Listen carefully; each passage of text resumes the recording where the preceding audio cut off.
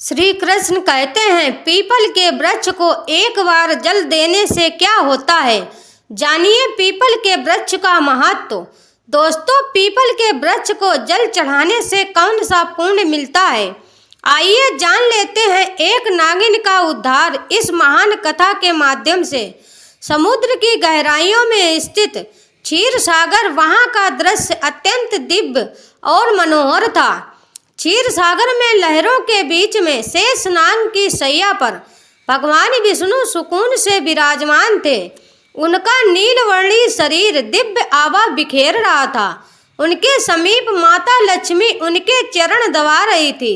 चारों ओर दिव्य प्रकाश था और वातावरण में शांत संगीत की ध्वनि गूंज रही थी। इसी बीच एक पावन पथ से आकाश मार्ग से होते हुए देवर्षि नारद जी वहां पहुँचे। नारद जी के हाथ में उनका दिव्य वीणा था और मुख पर हल्की चिंता की रेखाएं थी। भगवान विष्णु ने नारद जी को देखा और मंद मुस्कान के साथ कहा, पधारो नारद, तुम्हारा स्वागत है। ऐसा प्रतीत होता है कि तुम कुछ चिंता में हो। क्या बात है, क्या तुम्हारे भ्रमण में कोई अनहोनी घटी है। नारद जी ने शीश झुकाकर भगवान विष्णु को प्रणाम किया और कहा, हे प्रभु, मैं अभी अभी पृथ्वी लोक से लौटकर आ रहा हूँ। पृथ्वी का भ्रमण करते हुए मैंने एक अत्यंत विचित्र दृश्य देखा। वहाँ कुछ लोग पीपल के वृक्ष को काटते हुए दिखे, जैसे उन्हें उसके महत्व का कोई ज्ञान ही ना हो। दूसरी ओर कुछ तपस्वी मुनि और साधक उस वृक्ष की पूजा कर रहे थे। वे उसकी परिक्रमा कर रहे थे, उस पर जल अर्पित करते और मंत्रों उच्चारण करते हुए भगवान विष्णु की स्तुति कर रहे थे। हे प्रभु, इस विरोधाभास को देखकर मेरे मन में जिज्ञासा उत्पन्न हुई। पीपल के वृक्ष का क्या रहस्य है। यह वृक्ष इतना पवित्र क्यों है कि कुछ लोग इसकी पूजा करते हैं और जिन्हें इसका ज्ञान नहीं है वे इसे काटने का पाप क्यों करते हैं। कृपया करके मुझे इसके महत्व के विषय में विस्तार से बताइए, ताकि मैं इस ज्ञान को पृथ्वी लोक में फैला सकूं। भगवान विष्णु के मुख पर एक कोमल मुस्कान खिल उठी।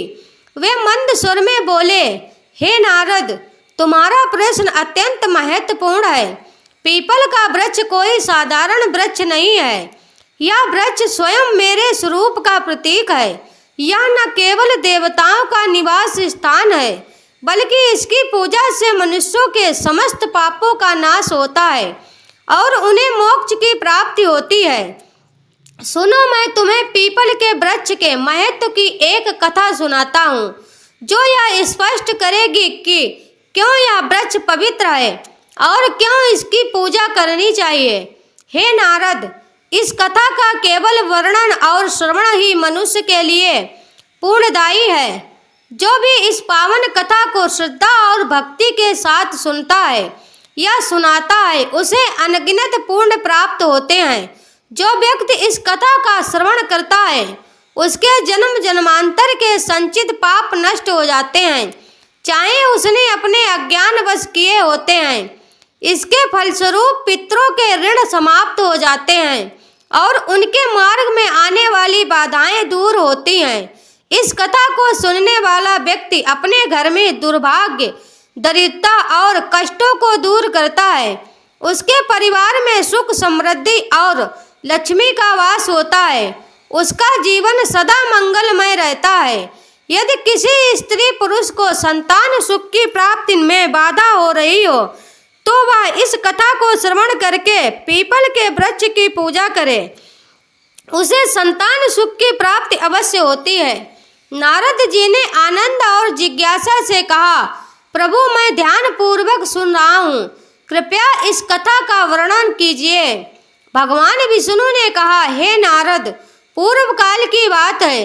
एक अत्यंत गरीब ब्राह्मण रहता था, जिसका नाम हरिदास था। हरिदास ईमानदार और परिश्रमी था, लेकिन उसका जीवन अत्यंत कठिनाइयों से भरा हुआ था। वह जंगल से लकड़ियां काटकर उन्हें बेचता और जैसे तैसे अपने परिवार का पालन पोषण करता था। उसका परिवार बड़ा था बूढ़े माता पिता, उसकी पत्नी गायत्री और 3 छोटे छोटे बच्चे। हरिदास दिन रात मेहनत करता, फिर भी परिवार के लिए पर्याप्त भोजन जुटाना मुश्किल हो जाता। उसके घर में किसी भी प्रकार का धार्मिक कार्य नहीं होता था और न ही देवताओं की पूजा अर्चना होती थी। हरिदास को शास्त्रों और धार्मिक महत्व के विषय में कुछ भी ज्ञान नहीं था। एक दिन हरिदास हाथ में कुल्हाड़ी लिए जंगल की ओर निकल पड़ा। वह सुबह से ही जंगल के एक एक कोने में घूमता रहा, पर उसे लकड़ियों से तो दूर एक भी सूखा पेड़ नहीं मिला। उसकी थकान बढ़ती जा रही थी और सूर्य अपनी मध्यस्थता में चमक रहा था। हरिदास को चिंता सताने लगी कि यदि वह आज लकड़ियां नहीं ले गया तो घर में चूल्हा नहीं जलेगा। भूख और प्यास से व्याकुल होकर वह जंगल में और आगे बढ़ने लगा। जंगल का यह भाग अत्यंत भयानक था। ऊंचे ऊंचे वृक्ष, घने बेलें और झाड़ियों ने सूरज की रोशनी तक को धरती पर आने से रोक रखा था। जगह जगह सर्प, बिच्छू और अन्य हिंसक जीवों के खतरे भी दिखाई देते थे, परंतु हरदास की विवशता उसे वहां तक खींच लाई थी। बहुत देर तक भटकने के बाद अचानक उसकी नजर एक विशाल वृक्ष पर पड़ी। वह वृक्ष अपने चारों ओर एक अजीब सी आभा बिखेर रहा था। उसकी शाखाएं मानो आकाश को छू रही थी और उसकी जड़ें धरती को गहराई से बांध कर रखे हुए थी। यह पीपल का वृक्ष था। हरिदास ने मन ही मन सोचा, कितना बड़ा और मजबूत वृक्ष है। यदि मैं इसकी कुछ टहनियां काट लूं तो आज का काम बन जाएगा। फिर उसने कुल्हाड़ी को मजबूती से थामा और वृक्ष के पास पहुंच गया। वृक्ष के नीचे खड़ा होकर उसने एक क्षण के लिए इधर उधर देखा और कुल्हाड़ी को ऊपर उठा लिया। जैसे ही वह कुल्हाड़ी से वृक्ष पर आघात करने वाला था, तभी एक भयंकर आवाज गूंज उठी जो किसी स्त्री की प्रतीत हो रही थी। हे मनुष्य, ठहरो, तुम ये क्या अनर्थ करने जा रहे हो? हरिदास ने चौंक कर इधर उधर देखा, पर वहां कोई दिखाई नहीं दिया। अगले ही क्षण वृक्ष के तने के पास से एक भयानक काले रंग का सर्प प्रकट हुआ। उस सर्प की आंखें चमक रही थी, मानो उनमें अग्नि की ज्वालाएं जल रही हो। हरिदास भयभीत होकर पीछे हट गया। सर्प धीरे धीरे उसके सामने आकर कहने लगा।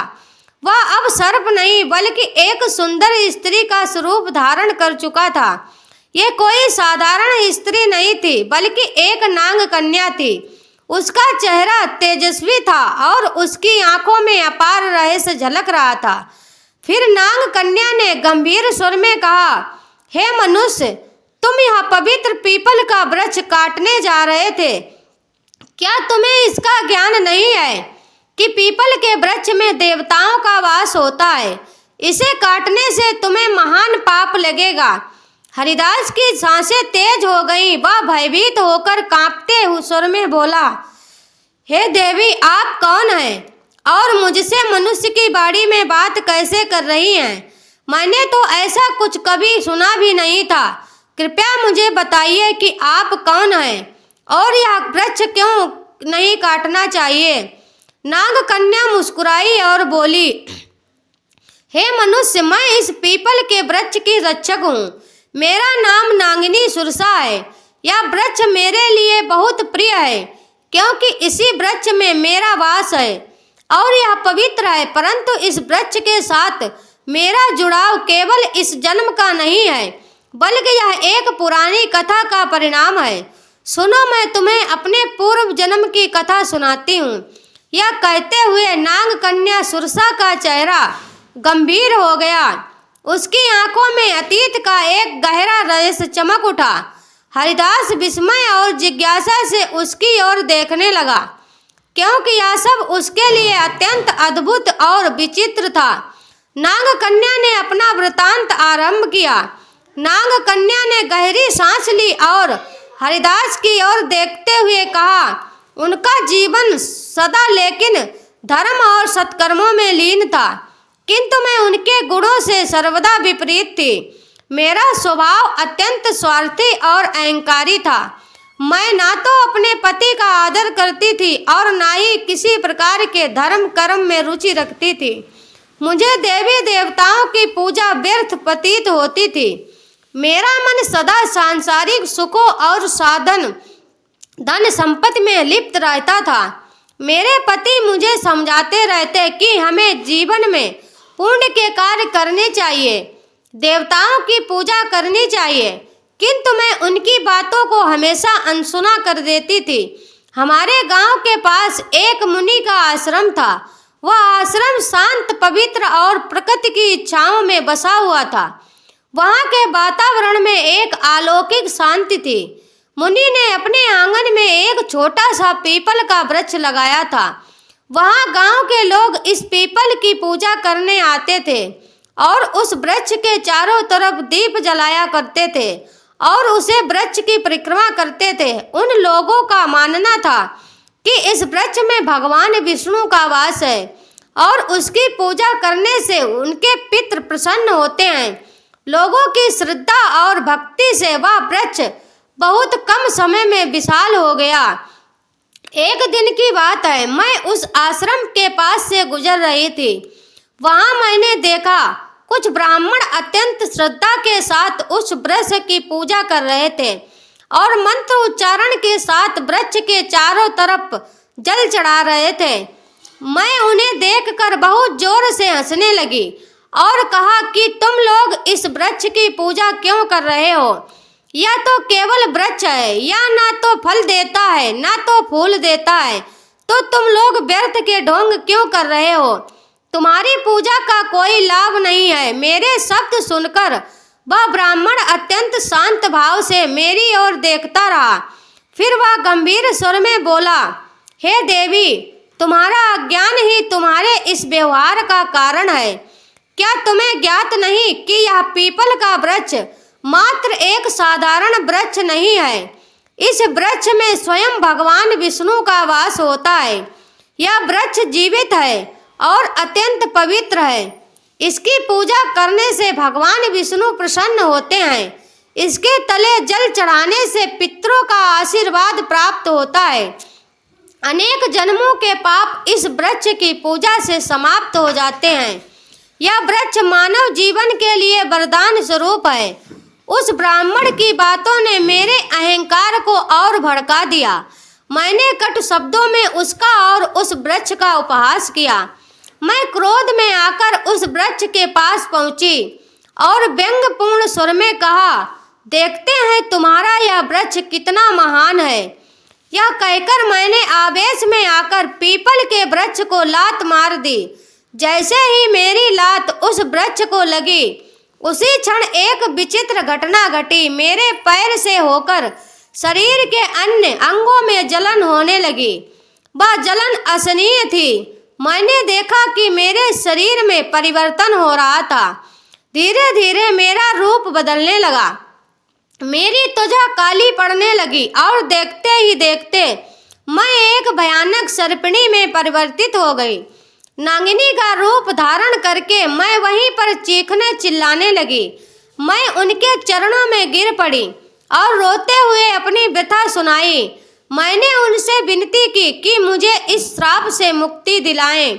मुनि गंभीर स्वर में बोले, हे स्त्री, तुमने घोर पाप किया है।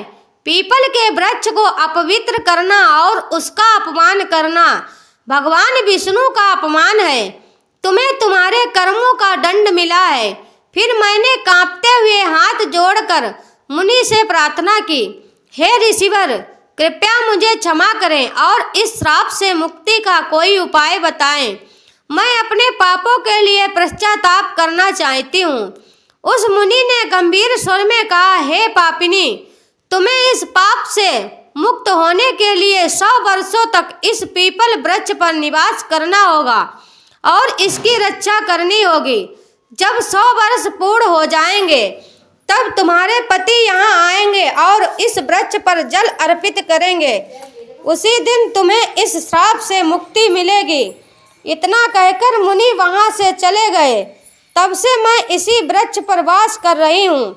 यह वृक्ष दिनों दिन बढ़ता गया और मैं दिन रात इसकी रक्षा करती हूँ ताकि कोई इसे हानि ना पहुँचा सके। आज मेरे 100 वर्ष पूरे हो चुके हैं। मैं प्रतीक्षा कर रही हूँ कि मेरे पति धर्मपाल यहाँ आए और इस वृक्ष पर जल अर्पित करें, तभी मुझे इस सर्प योनि से मुक्ति मिलेगी। यह कहते हुए नाग कन्या की आंखों में आंसू आ गए। उसकी आवाज में पीड़ा और पश्चाताप स्पष्ट झलक रहा था। हरिदास यह सब सुनकर अवाक रह गया। वह समझ नहीं पा रहा था कि कुछ उसने सुना वह सपना था या सच्चाई। उसके हृदय में भय और श्रद्धा का संचार हो रहा था। नाग कन्या की करुणामयी कथा सुनकर हरिदास आश्चर्यचकित हो गया। उसकी आंखों में आश्चर्य और विश्वास के भाव तैरने लगे। उसे यह बात समझ में नहीं आ रही थी कि वह स्वयं इस घटना से किस प्रकार जुड़ा हुआ था। तभी एक दिव्य तेज से आश्रम के मुनि वहां प्रकट हुए। उनका स्वर गंभीर और आशीर्वाद से भरा हुआ था। मुनि ने हरिदास की ओर देखते हुए कहा, हे हरिदास, यह सब तुम्हारे पूर्व जन्म के कर्मों का ही परिणाम है। क्या तुम जानना चाहते हो कि तुम इस नाग कन्या के जीवन में क्या स्थान रखते हो? हरिदास ने विस्मय से मुनि की ओर देखा और कांपते स्वर में कहा, हे ऋषिवर, कृपया मुझ पर कृपा करें और मेरे जन्मों के रहस्य का ध्यान कराएं। यह सब क्या हो रहा है? मैं इस नाग कन्या के साथ किस प्रकार जुड़ा हूँ? फिर मुनि ने आंखें बंद करके खोली और गंभीर स्वर में बोले, हे हरिदास, तुम्हारे पूर्व जन्म की कथा सुनो। इस नाग कन्या सुमति के पति तुम ही थे। तुम उस जन्म में धर्मपाल नाम के पूर्ण आत्मा व्यापारी थे। तुमने सुमति से विवाह किया था और उसका जीवन संवारने का हर संभव प्रयास किया। तुम एक धर्मनिष्ठ और सत्यवादी व्यक्ति थे। तुमने सुमति को सद्मार्ग पर लाने के लिए अनेक प्रयास किए, किंतु वह तुम्हारे प्रयासों की उपेक्षा करती रही। हरिदास ने आश्चर्य और अविश्वास के साथ कहा, क्या मैं इस नाग कन्या का पति था? मुनि ने मुस्कुराते हुए कहा, हाँ हरिदास, सुमति ने अपने अहंकार और अज्ञान के कारण पीपल के वृक्ष का अपमान किया था, जिसके कारण उसे सर्प योनि का श्राप मिला। किंतु भगवान विष्णु ने तुम्हारे पूर्ण कर्मों के कारण यह नियम बनाया कि केवल तुम्हारे हाथों से जल अर्पित होने पर ही सुमति को इस श्राप से मुक्ति मिलेगी। तुम यहाँ तक केवल अपनी नीति के कारण आए हो। तुम्हारा आज यहाँ आना संयोग नहीं है, बल्कि विधि का विधान है। सुमति चुपचाप खड़ी थी। मुनि की बात सुनकर चरणों में गिर पड़ी। उसकी आंखों से आंसुओं की धार बहने लगी। वह कांपते स्वर में बोली, हे स्वामी, मैं अपने पूर्व जन्म के पापों के लिए आपसे क्षमा मांगती हूँ। मेरे अहंकार और अज्ञान के कारण मैंने आपको दुख पहुँचाया और इस पीपल वृक्ष का अपमान किया। किंतु आज मैं आपसे एक बार फिर प्रार्थना करती हूँ, कृपया इस पवित्र वृक्ष पर जल अर्पित कर मुझे इस श्राप से मुक्त करें। हरिदास की आंखों में करुणा भर आई। उसने नाग कन्या के प्रति कोई क्रोध या घृणा नहीं दिखाई, बल्कि उसके हृदय में श्रद्धा और सहानुभूति का भाव जाग उठा। उसने मुनि की ओर देखा और कहा, हे ऋषिवर, मुझे बताइए मैं इस पूर्ण कार्य को कैसे करूं? मुनि ने हरिदास को पीपल वृक्ष के पास ले जाकर कहा, हे वस्त्र, इस वृक्ष पर श्रद्धा से जल अर्पित करो और भगवान विष्णु का स्मरण करो। इससे तुम्हारे पूर्व जन्म के बंधन समाप्त हो जाएंगे और सुमति को भी मुक्त मिल जाएगी। तब उसने पास में ही रखे कलश में जल भरा। वह पीपल वृक्ष के सामने खड़ा हुआ और अपने मन में भगवान विष्णु का ध्यान करते हुए जल अर्पित करने लगा। जैसे ही उसने जल की धार पीपल की जड़ों में चढ़ाई, एक अद्भुत घटना घटी। पीपल वृक्ष के नीचे से नाग कन्या निकली, मानो वह स्वयं एक देवी हो। सुमति ने हाथ जोड़कर हरिदास और मुनि को प्रणाम किया। सुमिति ने कहा, हे स्वामी, आपके पुण्य और भगवान विष्णु की कृपा से मुझे आज इस अभिशाप से मुक्ति मिली है। मैं आपके प्रति कृतज्ञ हूँ।